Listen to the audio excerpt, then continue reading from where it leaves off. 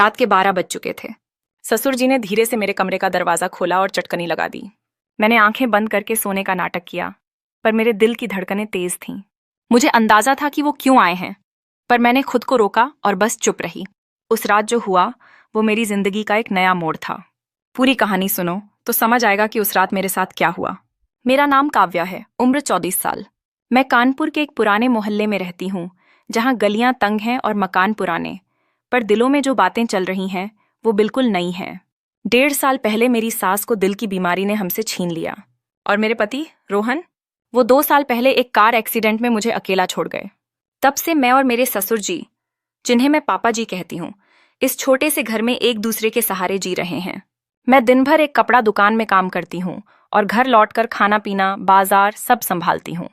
पापा जी पहले बड़े हंसमुख इंसान थे। मोहल्ले में उनकी बात का वजन था। हर शाम वो गली की चौपाल पर दोस्तों के साथ बैठते, पुराने किस्से सुनाते और उनकी हंसी से गली गूंजती थी। पर सास के जाने के बाद वो जैसे खामोश हो गए। दिन भर अपने कमरे में या फिर टीवी पर पुराने गाने देखते। उनकी आंखों में एक अजीब सा दर्द था जो मुझे रातों को सोने न देता। मैं सोचती, क्या मैं उनके इस दर्द को हल्का कर सकती हूँ? क्या उनकी जिंदगी में फिर से कोई रोशनी ला सकती हूँ? एक रात की बात है। रात के करीब 2 बजे मैं पानी पीने उठी। घर में सन्नाटा, बस बाहर सड़क पर कुत्तों की आवाज। पापा जी का कमरा ऊपर था और मैं नीचे। तभी ऊपर से कुछ गिरने की आवाज आई। दिल धक से रह गया। क्या हुआ? मैं डरते डरते दबे पांव ऊपर गई। उनका दरवाजा हल्का सा खुला था। मैंने चुपके से झांका। पापा जी ने मोबाइल की टॉर्च जला रखी थी। उनके एक हाथ में मोबाइल था और वो कुछ देख रहे थे, कुछ कर रहे थे अकेले में। शायद तभी उनके हाथ से पास में रखा गिलास नीचे गिर गया, लेकिन वो इतने खोए थे कि उन्हें पता ही नहीं चला। मैं चुपके से देखती रही। जब मूवी देखने के बाद जब उनका काम हो गया, कुछ देर बाद उन्होंने मोबाइल साइड में रखा और वैसे ही लेट गए।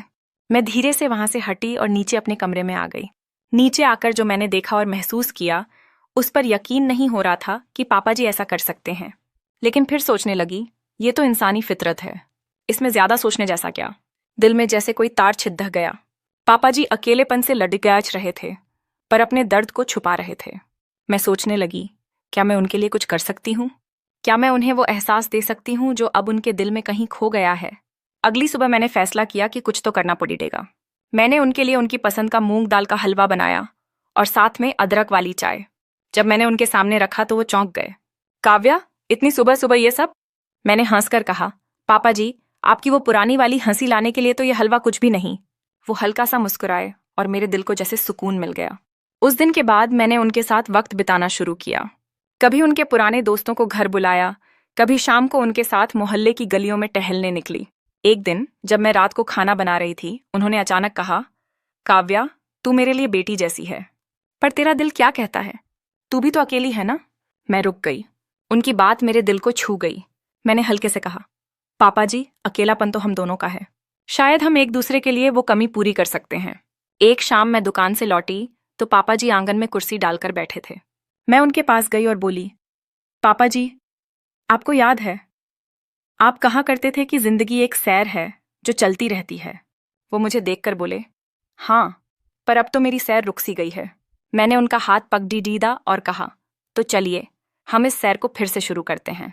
हम दोनों एक दूसरे के लिए वो रास्ता बन सकते हैं। उस रात जब घर की बत्तियां बुझ गईं, मैंने देखा पापा जी मेरे कमरे के पास खड़े थे। उनकी आंखों में एक हिचक थी, पर एक अनकही बात भी। मैंने पूछा, पापा जी सब ठीक?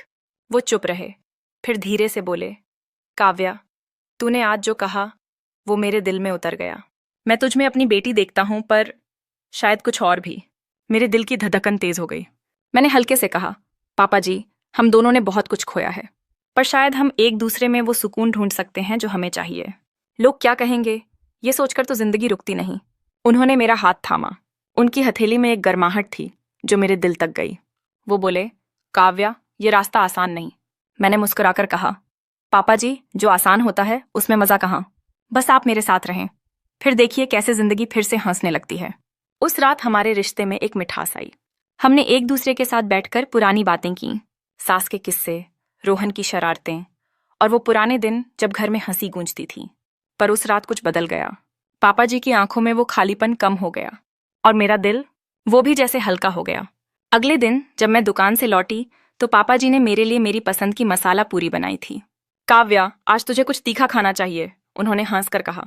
मैंने जवाब दिया, पापा जी, आपने तो मेरी जिंदगी में पहले ही तड़े ढेका डाल दिया। वो एक नई शुरुआत थी। न कोई नाम, न कोई रिश्ता, बस दो दिल जो एक दूसरे का सहारा बन गए। बाहर की दुनिया वही थी, लोग, उनकी बातें, उनका शोर। पर हमारे घर में एक नई सुबह थी, जहां रिश्ते नहीं, बस एहसास थे।